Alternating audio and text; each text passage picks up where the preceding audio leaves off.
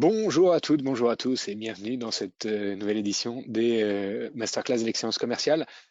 On a l'immense plaisir d'accueillir un franco-canadien aujourd'hui qui nous fait le grand honneur de se lever à 5 heures du matin pour être avec nous au Masterclass. C'est Jamel Toubrinet, Global Head of Sales Enablement, c'est chez Cegid. Bonjour Jamel. Salut Roland, bonjour tout le monde. Bon matin. Vraiment sympa de ta part de faire cet effort. Alors vous êtes toujours aussi incroyable. La semaine dernière, vous étiez plus de 220 inscrits pour écouter Olivier Zara. Olivier Zara qui nous a aidés à savoir décider et qu'on soit père ou mère de famille, qu'on soit chef d'entreprise, qu'on soit manager, qu'on soit directeur, savoir décider, c'est la marque du leadership, c'est savoir donner confiance à ses équipes pour aller de l'avant, pour transformer le statu quo. N'hésitez pas à retrouver cette masterclass brillante sur notre chaîne YouTube ou sur votre plateforme de podcast préférée. Les masterclass d'excellence commerciale sont rendues possibles par le soutien d'Incentive. Incentive, c'est une plateforme de management de la performance et de motivation. Avec Incentive, nos clients animent et coachent la performance. Ça simplifie le travail des managers au quotidien. Et on a le plaisir de travailler dans des univers très variés, hein, avec la Société Générale, avec Groupama, avec Procter & Gamble, Air Liquide, Orange, Nespresso, voilà, des clients à la fois dans des secteurs très variés et puis dans des continents très variés. N'hésitez pas à contacter nos équipes si ça peut vous intéresser. Voilà, aujourd'hui, nous accueillons Jamel pour parler d'un sujet qui est souvent mal compris, ce terme de sales enablement. On le lit régulièrement, mais tout le monde ne comprend pas exactement ce qu'il y a derrière le sales enablement. Et c'est pour ça qu'on a invité l'un des grands spécialistes du sales enablement et qui est pas un expert, mais qui est surtout un opérationnel qui au quotidien accompagne les équipes globales de Cegid dans le sales enablement. Est-ce que Gloria, tu peux nous faire le portrait de Jamel? Avec plaisir. Jamel Toubrinet, tu es diplômé en langue étrangère de l'Université de Belmont aux États-Unis et du prestigieux Tecnológico de Monterrey au Mexique. Tu poursuis tes études à l'Université d'Angers pour un master de négociation internationale. Tu es polyglotte et parles couramment arabe, français, italien, espagnol et anglais. Tu es passionné de danse et intègres en 2007 la compagnie de breakdance Vagabond Crew, plusieurs fois championne du monde de la discipline. À la suite de tes études, tu te spécialises dans la vente et le marketing pour les groupes internationaux, d'abord aux États-Unis et puis au Canada jusqu'à rejoindre Cegid. Cegid, c'est un éditeur de logiciels français, leader mondial des solutions de gestion cloud pour les métiers de la finance, des ressources humaines, des expertises comptables, du retail et de l'entrepreneuriat. Rapidement, tu deviens Head of Sales Enablement and Social Selling dans ton rôle. Tu développes les outils et méthodes pour aider les équipes à atteindre leurs objectifs. En pleine crise Covid, tu développes une émission de télévision interne pour motiver et inspirer les commerciaux avec des partages concrets. C'est un énorme succès qui a été récompensé par le prix Sales Enablement au Trophée Action Co. Tu nous fais l'honneur de ta présence et c'est un plaisir de t'accueillir aujourd'hui.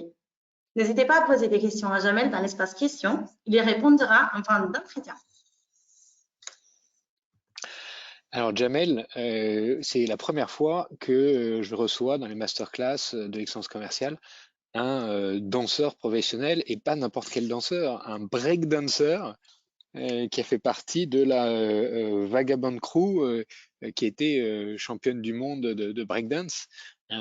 C'est incroyable. Finalement, ce que tu aimes, c'est la performance, hein, la performance commerciale, mais aussi la performance, le show, la créativité. Tu es un hyper créatif. Et à travers les exemples que tu vas nous donner, on va illustrer ce que la créativité amène aux équipes commerciales, même en période de crise comme le Covid. Pour commencer, est-ce que tu peux nous dire ce que tu entends, toi, quelle est ta définition du Sales Enablement? Oui, ce que je peux vous dire, alors pour rendre la définition un petit peu plus sympa, je vous propose de vous parler du Sales Enablement à travers le regard de mon entourage. Lorsque je parle de Sales Enablement à mes amis, ça donne ça. C'est-à-dire que je les ennuie très très vite, ils savent de quoi il s'agit, mais voilà, ils m'ont entendu parler de ça des milliers de fois, et ils veulent très vite que je passe à autre chose. Lorsque j'explique à ma mère que j'aide nos commerciaux à vendre et à performer, voilà à quoi elle pense. Lorsque je parle à quelques amis du marketing et que j'explique ce que c'est que le sales enablement, bien souvent on revient vers moi en me disant Jamel, est-ce que tu peux nous faire de belles slides, hein, parce que j'aime bien faire des slides, parce que j'aime bien aller toucher le côté émotionnel des choses. Surtout dans la vente, on sait à quel point c'est important. C'est d'ailleurs ce qui déclenche une action, hein, c'est l'émotion. C'est un peu, c'est impalpable, mais ça joue un rôle extrêmement important. Donc voilà, ça c'est important. Ou des fois on pense que je suis une agence de traduction interne, puisqu'on est un peu partout dans le monde, et que voilà, j'ai fait langue étrangère appliquée, etc. Mais ce n'est pas que ça. Lorsque je parle au commerce de Sales Enablement, eh bien, on est dans l'action, on est la tête dans le guidon et on n'a pas forcément le temps pour moi. Donc, je me bats pour capter leur attention au maximum. Et lorsque je me parle à moi-même de Sales Enablement, j'aime à croire que je suis la créature de Bird Box de Sandra Bullock qui pousse les gens à ouvrir les yeux et à découvrir ce qu'ils ont à leur disposition. Et en réalité, le Sales Enablement, c'est quoi? C'est le gars à l'intérieur, à l'arrière du van, qui est là pour soutenir, pour supporter nos vendeurs porteurs de quotas. Plus sérieusement, plus sérieusement, le sales enablement, pour moi, c'est euh, quatre piliers. Quatre piliers, c'est bien évidemment les technologies vendeurs, les technologies qu'on met entre les mains des commerciaux. Je pense notamment à la mallette digitale, euh, à, à leur outil de social selling, à des outils de prospection automatisée, à la curation de contenu pour écouter un petit peu ce qui se passe sur le marché, ce qu'on appelle le social listening. C'est des contenus d'aide à la vente. Ça va de la simple brochure à l'expérience immersive en passant bien évidemment par la proposition commerciale, les battle cards, les playbooks, etc. C'est des processus. Bien évidemment, le processus de vente, mais pas que. Il y a aussi le processus d'achat, le processus de décision du client qu'il est important d'avoir en tête. Et bien évidemment, c'est aussi de la formation sur les 3 points que je viens de mentionner, mais c'est bien évidemment la formation technique de vente, etc. Et donc, vous voyez, quand on regarde la définition de Forrester sur le sales enablement, c'est de s'assurer que les vendeurs possèdent les connaissances, compétences, les ressources, les contenus, les processus pour pouvoir maximiser chaque interaction avec le client, tout simplement. Et alors, dans la vente, finalement, il y a un certain nombre de challenges auxquels les équipes font face. Est-ce que tu peux Oui. nous en parler chez Cégide? Ah bah, je ne vais rien vous apprendre, mais le premier, bien évidemment, il est hyper important. Il s'accentue en fait de plus en plus. C'est ce qu'on ressent, c'est ce qu'on voit. C'est que les commerciaux font face à un véritable défi. Les organisations, en fait, en réalité, font face à un véritable défi qui est la génération de leads et la création de pipeline. Seulement 23% des vendeurs ont assez de pipeline pour atteindre leur quota. Dit autrement, 77% des commerciaux pensent ne pas atteindre leurs objectifs. 2 tiers, ce qui est énorme. Et il n'y a pas une revue business dans laquelle j'interviens où j'entends pas un DV, un sales manager dire j'ai assez de pipeline, ça va. Ils en veulent toujours plus, bien évidemment, et ils ont raison. Et ils ont raison, mais voilà, c'est un des enjeux majeurs. Et puis il y en a également d'autres. Il y en a également d'autres. Ce qu'on entend Ouais. aussi souvent, c'est oui, j'ai plein de leads, mais en fait, ils sont de mauvaise qualité. Donc, il y a les commerciaux qui se plaignent du marketing parce que les leads sont pas de bonne qualité, et puis le marketing qui se plaint des commerciaux parce que les leads sont pas rappelés.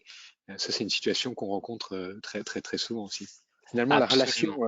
la relation client, elle est devenue de plus en plus complexe. Ouais, ouais, et puis par rapport à cette relation entre les deux, alors désolé, pourtant je suis au Québec, ça devrait être 100% en français, mais on dit souvent que not all leads are created equal, c'est-à-dire que bah, un lead, ça veut dire quoi fondamentalement?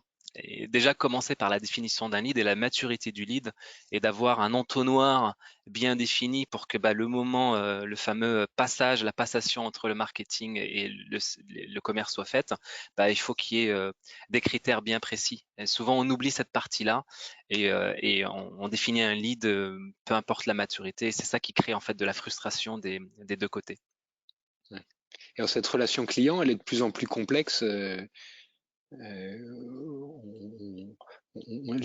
clients ont besoin d'une nouvelle relation finalement avec leurs commerciaux.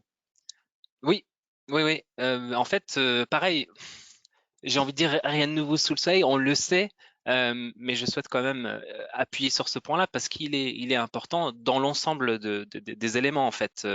On sait que les clients sont connectés, ils ont l'information à disposition, etc. Internet, etc. Merci. Oui. Et donc du coup, ce qui se passe pour le commerce, pour le commercial, c'est que lorsqu'on parle aux clients, eh bien dans 85% des cas, ils nous disent que le rendez-vous avec le commercial n'a peu ou pas d'intérêt au final.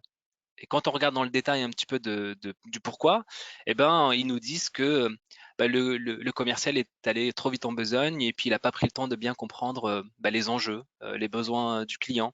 Et il ne comprend pas le contexte de l'entreprise. Il n'arrive pas à contextualiser sa proposition de valeur par rapport à cette grande photo du client, par exemple. Souvent, et ça c'est très paradoxal, eh bien, le commercial manque d'informations. Ça paraît effectivement paradoxal, mais en fait, ça arrive fréquemment. Quand un client passe 2 mois à étudier un sujet, à voir toutes les offres du marché, à potasser le sujet, il arrive devant le commercial et puis il se rend compte que, ben, en fait, il a beaucoup plus d'informations que la personne qu'il a en face. Alors ce que tu dis, et c'est sur ton profil LinkedIn, hein, il s'agit moins de vendre que d'influencer la vente. Qu'est-ce que tu entends par là? Ah bah ça c'est mon sujet de cœur. En fait, lorsqu'on parle, est-ce qu'on peut obliger un client à acheter? Question rhétorique, évidemment non. Et donc le rôle du vendeur, c'est d'influencer la décision, donc d'influencer l'achat. C'est la base, mais des fois il faut expliciter des choses qui sont implicites. Il y a cette partie-là et surtout c'est dans la vente, mais c'est aussi en dehors de la vente. Moi, ce que j'aime bien avec mon métier, c'est quand j'arrive à trouver des concepts que je peux utiliser au boulot, mais surtout que je peux utiliser également à la maison entre autres. Et je me souviens à l'époque quand j'étais vendeur aux États-Unis et que j'étais porteur de quotas, j'ai lu un livre qui m'a marqué de Daniel Pink qui s'appelle Vendre est humain. Et en fait, il parle de tout simplement de l'influence, pas de la manipulation, qui est un petit peu différent, mais juste de l'influence. Et on influence son épouse, on influence son entourage, on influence ses enfants, et bien évidemment, on essaye d'influencer ses clients, on essaie de les convaincre de faire quelque chose, de dépenser de l'argent, etc., etc. Donc cet élément-là, pour moi, il est hyper important parce qu'au final, c'est ça. En fait, au- quand on est sous pression, et Dieu sait que la vente peut être, un vendeur peut être sous pression. On est tellement omnibulé par notre processus de vente, on est tellement omnibulé par les questions qu'on doit poser, les objectifs qu'on doit atteindre à la fin du mois, à la fin du trimestre, bah, qu'on oublie que le client, lui, a son propre processus. Et c'est fondamental de l'avoir en tête et de pouvoir voilà, se positionner par rapport à ça. Alors dans la création d'un environnement positif, efficace pour les collaborateurs, il y a le rapport entre sales et marketing qui est pas toujours simple. Au-delà de ça, tu mets à disposition finalement des commerciaux de Cégide des outils d'aide à la vente. Et dans ces outils, il y a une très grande diversité de documents potentiels, hein. Absolument, absolument, parce que C'est le cœur de mon métier, c'est l'un des piliers, hein. Vous savez, j'ai parlé des quatre piliers, ça c'en est un, hein, les outils d'aide à la vente. Pour vous donner une idée, aujourd'hui, au sein du groupe Cegid, on a environ 6000 types de contenus dans le système, en France et à l'international, parce qu'on a 5 expertises, etc., etc. Et donc là, ce n'est qu'une liste non exhaustive, mais voilà, on en fait pas mal, et c'est le carburant en fait du commercial. C'est le carburant qui permet au commercial de passer d'une étape à l'autre. Il vient jamais les mains vides en face d'un client, et c'est ce qui lui permet, voilà, d'arriver avec quelque chose, et ce qui va lui permettre d'aller vers la prochaine étape. Ce qui est important, pour revenir à notre sujet de la relation, de l'alignement entre sales et marketing, c'est que je ne développe pas ces contenus-là tout seul de mon côté. En fait, on part des propositions de valeur qui sont faites par nos product marketing managers, hein, qui sont la base de tout ce que nous faisons. Et en fait, c'est ce que le marketing utilise pour les messages, pour les campagnes, pour les programmes. Et donc, on crée toute une machine marketing qui va, qui va parler des problèmes des clients, qui va identifier les problèmes présupposés des clients et qui va marteler ces messages-là. Et bien évidemment, lorsque le lead, quand il arrive à maturité, on l'envoie au commercial. On veut s'assurer que le commercial passe les mêmes messages. On veut qu'il y ait une cohérence entre cette machine-là et que la passation, encore une fois, fasse sens, et que le client se sente rassuré aussi que, vous voyez, ce que me disait CJ dans réputation, en demand generation, etc., fait sens, et le commercial à qui j'ai en face me passe les mêmes messages. Et c'est là qu'on renforce notre proposition de valeur. Et on retrouve ça dans nos documents à disposition du commerce. Et puis également des outils, hein, des outils avancés qui permettent au commercial de transformer la relation avec des pitch decks, des visites guidées, des virtual tours. Vous êtes allé assez loin finalement dans les outils à Ouais, ouais. disposition des Ben, commerciaux. exactement, c'est ça. En fait, je reviens aux fameuses jolies slides, etc. C'est ce côté. En fait, on fait plutôt un bon job sur le côté rationnel. Voici ma brochure, voici ma présentation produit, voici. On parle très bien au philosophe qui est en nous, le philosophe rationnel, etc. Pas de souci. Là où où on pourrait faire mieux, j'ai envie de dire au plus, bah, c'est le côté irrationnel, c'est le côté émotionnel, c'est ce que j'appelle le chimpanzé en nous, qui décide, mais ne sait pas pourquoi, mais il ressent quelque chose. Eh bien, c'est ça, c'est d'aller chercher des pitch decks qui engagent. C'est pas juste une présentation, mais c'est quelque chose où on va pouvoir poser des questions. On va essayer d'engager le client, lui montrer une certaine expertise. Les visites guidées, là, on est vraiment dans un truc immersif. On vend des logiciels, hein. Le logiciel de base, le logiciel, c'est quelque chose d'immatériel. Et donc, on essaye de mettre ça en contexte pour que le client puisse se projeter. Et Dieu sait qu'on sait à quel point c'est important de pouvoir se projeter, parce que c'est ce qui permet d'aller de l'avant, c'est ce qui permet d'avancer, d'aller vers la décision. C'est pour ça qu'on met ça en place. Comment finalement le Sales Enablement arrive à développer la performance? Comment on impacte sur le terrain la performance des commerciaux? Ah, ça, c'est un sujet passionnant. Parce qu'en fait, on peut mesurer plein de choses. Déjà, on peut le faire. Aujourd'hui, techniquement, on peut faire énormément de choses. Mais vous savez également ce qu'on dit. Ce qu'on mesure, on l'améliore, et ce qu'on ne mesure pas, on l'améliore pas. Je sais que c'est évident. Et donc, What pour gets prendre measured is done, hein, c'est c'est le ça. fameux proverbe. Absolument. Et donc, on veut mesurer ce que nous faisons en Sales Enablement à plusieurs niveaux, et on mesure plein de choses, les usages au niveau des outils, ce qui se fait, ce qui se consomme d'un point de vue contenu à l'interne, mais aussi à l'externe. Mais ce qui est vraiment important pour nous par rapport à la performance, eh bien pour pouvoir avoir quelques KPIs intéressants, parce qu'encore une fois, il y en a plein, on a décidé de choisir un certain nombre de critères, d'indicateurs pour le Sales Enablement, et que pour le Sales Enablement. Et ce que je vous propose de faire, c'est prendre cette analogie de FIFA.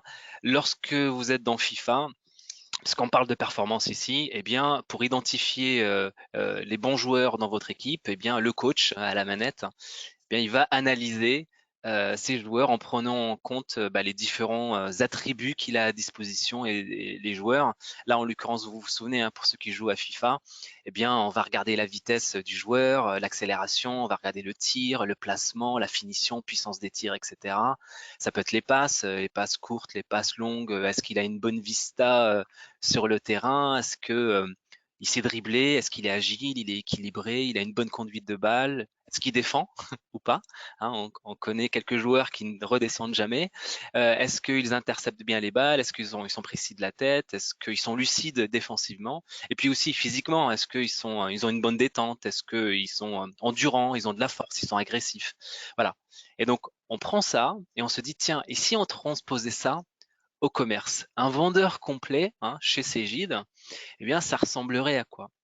Eh bien, ça ressemblerait à ce que vous avez à l'écran sur la slide suivante, c'est qu'on a décidé de reprendre cette idée des cartes FIFA et de l'adapter à nos besoins. En fait, cette carte, elle est composée d'une note globale, donc ça peut être l'atteinte de l'objectif du commercial, ça peut être aussi le pourcentage atteint, on peut choisir. Et puis, il y a 4 attributs, 4 indicateurs et seulement 4. C'est le fameux carré magique. Alors, je ne parle pas de Platini, Tigana, Gires et Fernandez, hein. Là, je parle du carré magique du Sales Enablement, c'est-à-dire 4 critères importants, on va le voir dans une seconde. Et donc, notre parti pris chez nous, c'est de dire, si on veut améliorer la performance commerciale, eh ben, il faut absolument travailler sur ces attributs-là, parce que c'est ceux-là qui impactent la vente le plus, ni plus ni moins. Voilà. Et alors, tu peux nous parler de ce carré magique que vous avez choisi, mais qui finalement peut s'appliquer dans beaucoup de business B2B. Absolument, absolument. Donc, ce carré magique, en fait, c'est une formule. C'est j'appelle ça les bonnes mathématiques. Parce que derrière, il y a du revenu quand même, et puis c'est des choses extrêmement concrètes. Et donc, pour calculer cette formule de la performance, hein, c'est la vélocité, c'est-à-dire la vitesse à laquelle on génère du revenu de manière journalière, mensuelle, annuelle, peu importe. Eh bien, on prend le nombre d'opportunités qu'on a pour une période donnée, qu'on multiplie par ma capacité, moi vendeur, à signer des deals en moyenne. Quelle est la taille de mes deals moyens que je signe, hein, pas seulement ouverts dans mon pipeline, et que je multiplie par mon taux de transformation, mon win rate. Et je divise ça par, bien évidemment, la durée du cycle de vente. Et ce que je veux faire, moi, en tant que commercial, mais en tant aussi que sales enabler, c'est que je compare des périodes les unes avec les autres et puis je regarde les tendances. Est-ce que le pipeline, les opportunités ont tendance à monter ou à descendre? Si elle descend, c'est ce que je vous disais tout à l'heure au début, c'est qu'on a un problème de pipe. Il nous faut plus d'opportunités. Si la taille des deals, elle est à la baisse, c'est qu'on vend moins cher. On vend pas la valeur. Et peut-être que la valeur n'est pas perçue par les clients. Et donc, il faut faire un travail sur les propositions de valeur, pourquoi pas, etc. Ou le pricing, etc., etc. Donc, vous voyez, donc chaque élément pris séparément me donne plein d'idées de programmes, de tactiques que je peux raccrocher derrière pour essayer de faire bouger en fait, faire bouger l'aiguille. Et, euh, et également, ça me permet de découper le mammouth et de pouvoir le manger et le digérer, c'est-à-dire que ça me permet d'être très focalisé sur certains éléments. Et si je développe, si j'améliore chaque élément seulement de 10%, je dis seulement, mais en fait c'est beaucoup, seulement de 10%, en fait, je peux augmenter ma performance commerciale de pratiquement de moitié, ce qui est énorme. Et donc en fait, on regarde nos opérations, notre performance à travers cette grille de lecture et on met des programmes derrière ces indicateurs pour le faire bouger dans le bon sens, en haut à droite. Voilà. Et ce qui est très fort finalement dans cette approche, c'est que c'est à la fois une approche qui permet de faire de l'analyse au niveau global ou au niveau d'un pays, et puis qui permet de se décliner au niveau du pays, de la région, de l'équipe et du commercial lui-même. Finalement, ça aligne tous les schémas de réflexion, d'analyse et de programme à travers toute l'organisation.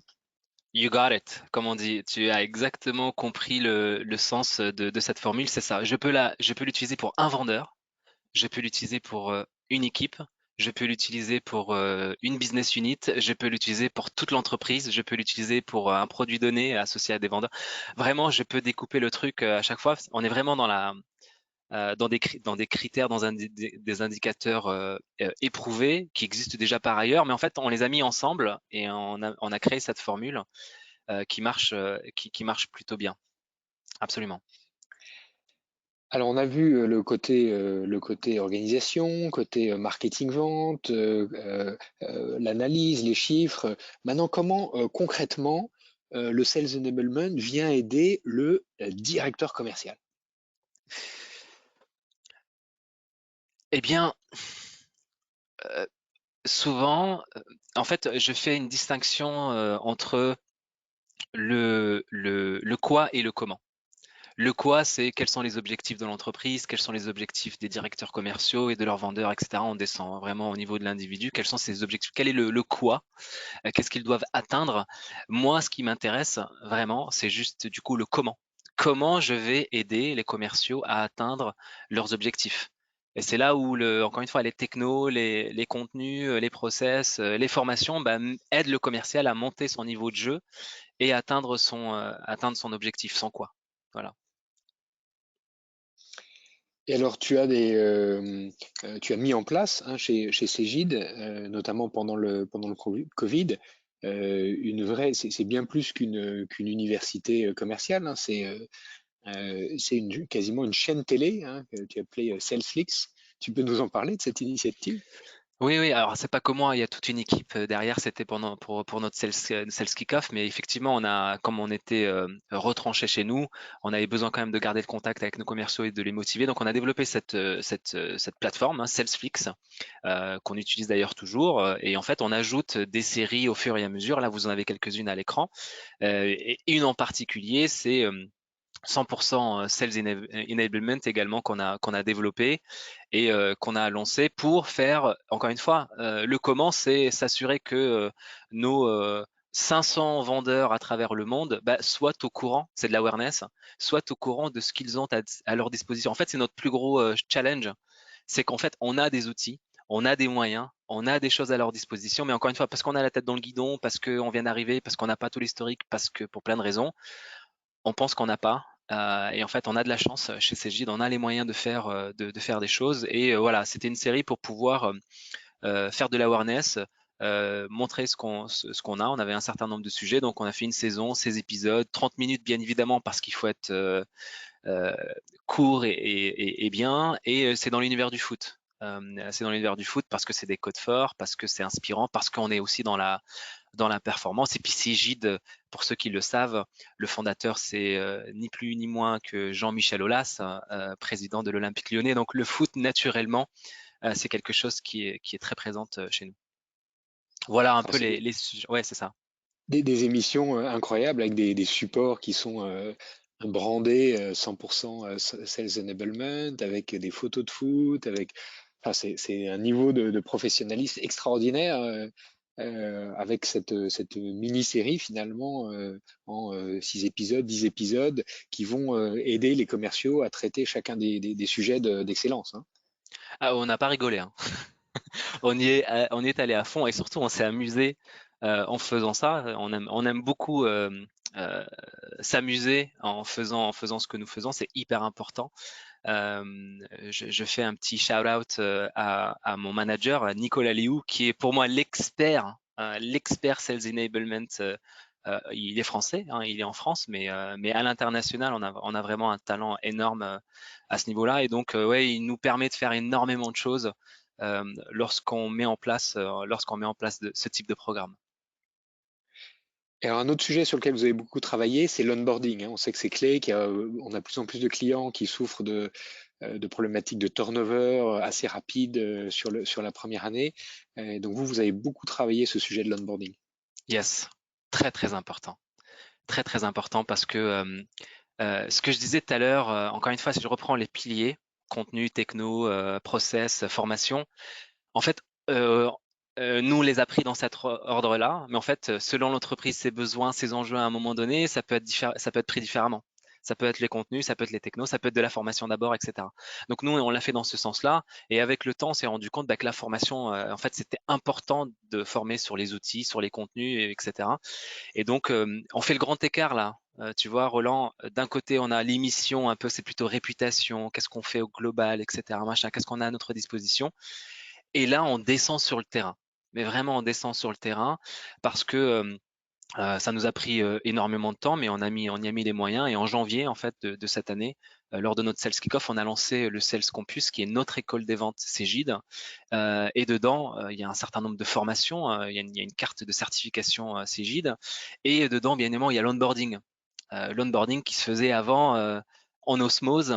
Je suis persuadé qu'il y a beaucoup de gens ici qui ont déjà vécu ça. Tu arrives dans une entreprise, il y a les ressources humaines qui vont faire leur petite partie, et puis c'est ton manager qui va te connecter avec certaines personnes. Tu vas voir ta démo produit, et puis voilà, c'est bon, t'es formé, vas-y, roule ma poule. Et on sait bien que voilà. Et puis tu arrives aussi avec ta propre expérience, tes propres méthodes ou pas de méthode, ton propre ta vision des choses. Et donc, le Sales Campus et puis l'onboarding nous permet, nous, de cueillir les commerciaux tout frais quand ils arrivent, de prendre le temps avec eux pendant 3 jours, de leur donner le bon vernis, le bon langage, la bonne approche commerciale pour pouvoir les lancer par la suite. Donc, j'aime bien, moi, ce grand écart entre on fait de la réputation sur le Sales Enablement, mais en même temps, tous les mois, pratiquement, on est avec les commerciaux sur le terrain et on les forme sur nos outils, nos contenus et sur les techniques de vente. Ouais, les outils, ça c'est vraiment important. Tu nous as partagé cette petite vidéo. On voit quelqu'un qui essaye de faire entrer une valise, mais les bons ouvriers ont les bons outils, hein. Et c'est encore plus vrai aujourd'hui quand la complexité de la relation client s'accélère. Ouais, moi j'aime bien dire il n'y a pas de bons ouvriers sans bons outils, hein, ça c'est une autre variante. En Angleterre, dans les pays anglo-saxons, ils ont une expression un petit peu plus trash, hein. Ils disent a fool with a tool is still a fool, c'est-à-dire qu'un imbécile avec un outil reste un imbécile. Tout ça pour dire quoi? Pour dire que personne en fait n'est à 100%, n'est à 100% est à 100% de ses capacités. Même un commercial qui a un objectif chiffré, même s'il fait 100%, 150%, 200%, il sait au fond de lui-même qu'il peut s'améliorer, qu'il peut faire mieux, qu'il peut monter son niveau de jeu. Et donc, faut d'abord le vouloir. Il faut y consacrer du temps. Et souvent, par excès de confiance, par 20 ans d'expérience dans la vente, tu vas rien m'apprendre, Jamel.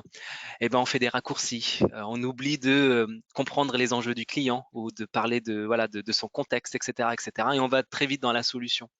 Et donc, tout ça pour dire quoi? Il faut prendre le temps, il faut voir ce qui se fait aujourd'hui en 2023. Qu'est-ce que tu as à ta disposition et de l'utiliser et de prendre le temps d'utiliser ces outils, surtout ces nouveaux outils, correctement. Pour moi, c'est ça qui est vraiment important et souvent on a tendance aussi à l'oublier malheureusement. Et on se retrouve dans des situations, oui, comme ça. Et chez Cégide, vous avez vraiment poussé l'exercice très loin avec une excellence dans le sales enablement qui est tout à fait remarquable. Est-ce que pour conclure cet entretien, tu aurais un conseil à donner aux directeurs commerciaux qui nous écoutent pour activer ou progresser sur ce sujet de sales enablement? Le conseil, euh, euh, euh, moi j'adore quand ils sont impliqués, quand ils viennent nous voir, quand c'est de l'inbound, c'est génial, c'est beaucoup plus facile. Et quand ils ont une fonction sales enablement, c'est encore mieux. Lorsqu'ils l'ont pas, le sales enablement, on a toujours fait du sales enablement, d'accord? Sauf que c'est formalisé de plus en plus aujourd'hui, beaucoup plus dans les pays anglo-saxons. On a de la chance, c'est chez Cégide, mais c'est pas le cas de beaucoup d'entreprises. Et donc c'est le conseil que j'ai envie de donner, c'est il y a plein de choses au niveau du sales enablement qui existent, des choses assez simples à appréhender, à mettre en place. À partir du moment où on est sur les 4 piliers et on a un minimum d'aide, on peut y arriver.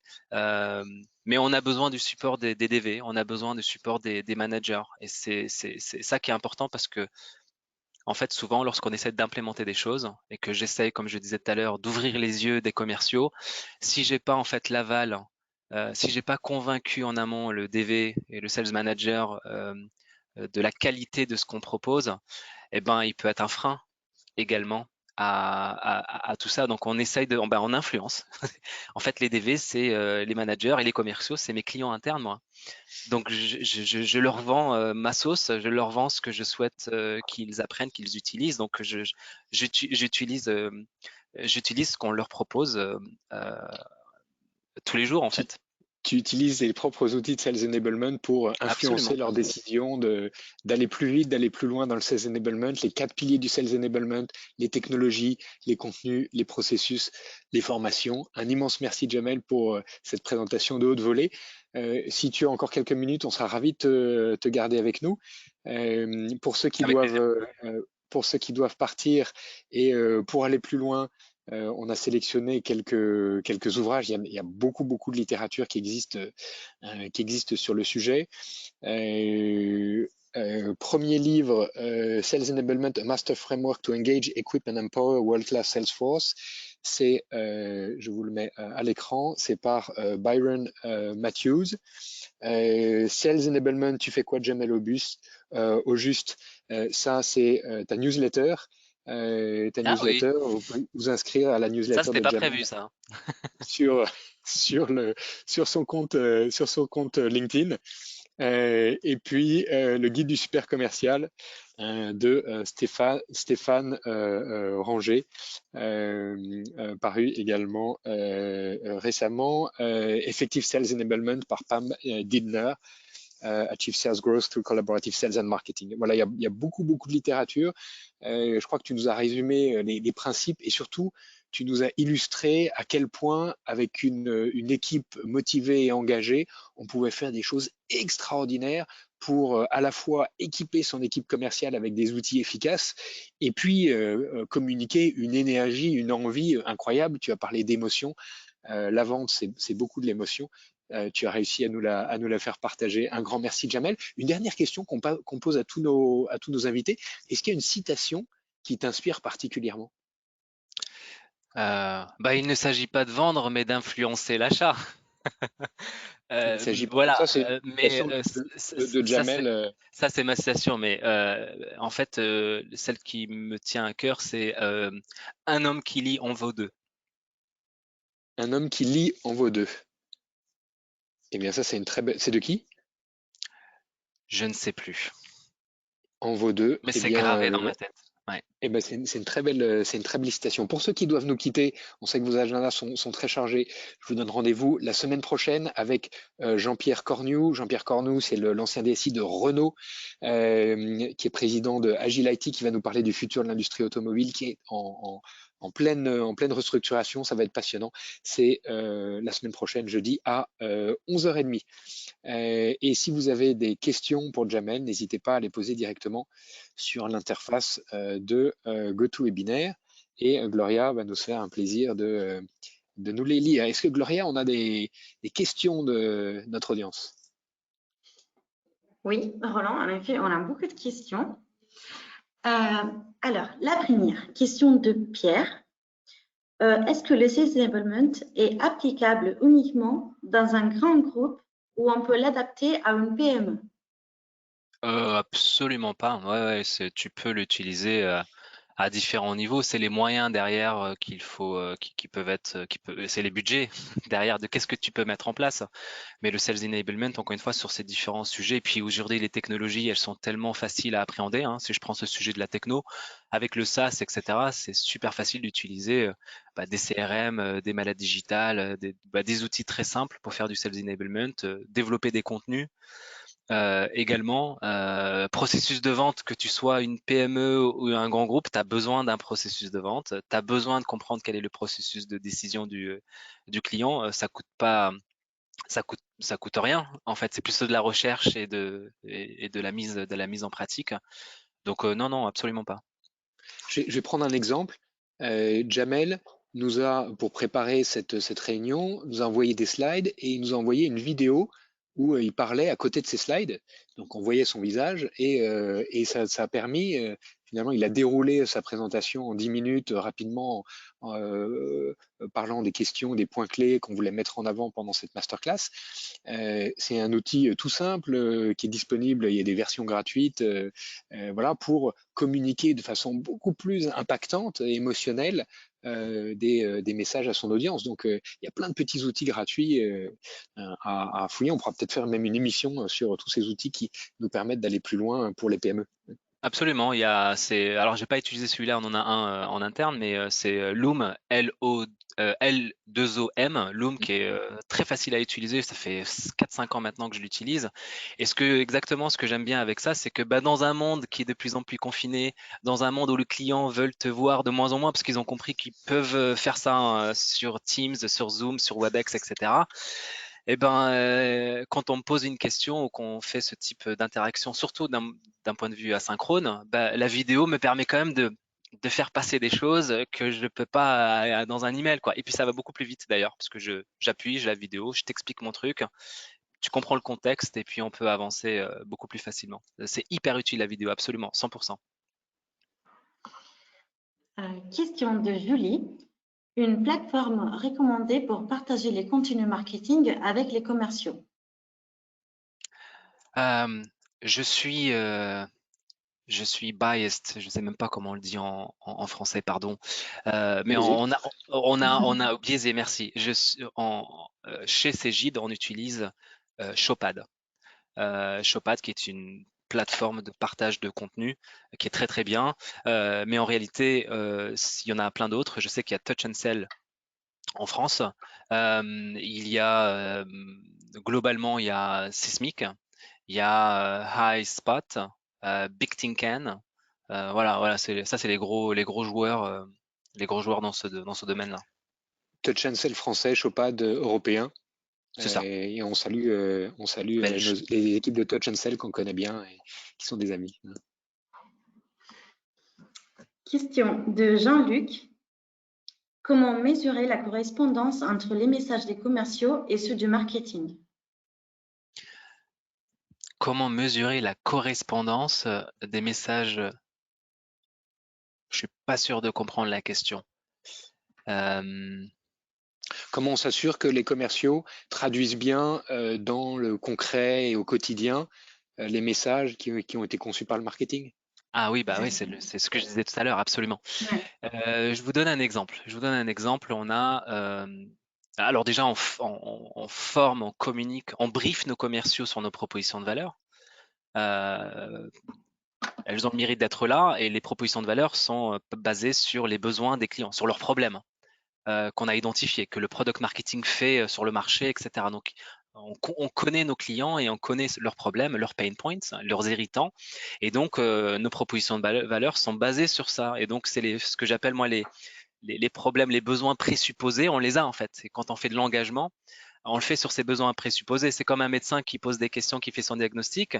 Bah, il a fait des études et par rapport à ce que je lui donne comme information, bah, j'appuie. Est-ce que ça fait mal là? Est-ce que ça fait mal là? Et puis, j'ai pas besoin d'inventer ces choses-là et donc ça aide énormément les commerciaux dans leurs interactions avec leurs clients.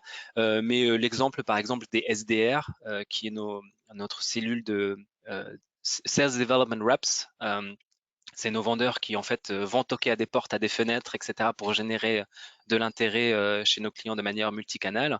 Eh bien, on leur met en place des séquences, c'est-à-dire des séquences, c'est plusieurs euh, touch points, points de contact avec les clients, que ce soit du LinkedIn, de l'email, de la téléphonie, etc. Et quand on les développe sur les propositions de valeur. On part de là et on réfléchit au contenu qu'on met à disposition du commerce, parce que les SDR c'est des commerciaux juniors. Et en fait, on les aide dans la création des emails en mettant voilà, ces éléments-là, ces problématiques-là dans les communications qui sont envoyées vers les clients. Dernière question de Lucas. Comment convaincre les commerciaux qui ont beaucoup d'expérience à utiliser les outils de Sales Enablement? Ah, quelle question! C'est une bonne question. En fait, on leur dit, c'est ce que je disais tout à l'heure,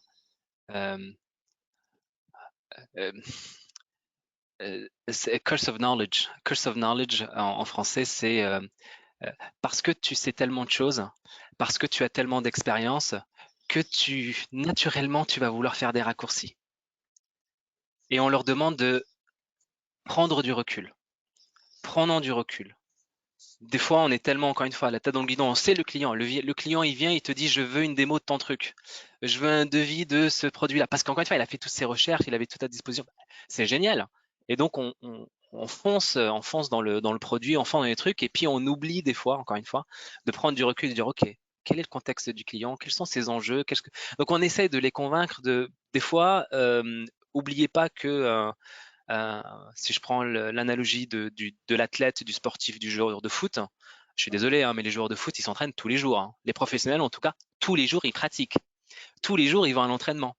Le jour de l'entraînement, le jour de pratique, souvent, chez les commerciaux, c'est quand tu vas chez le client.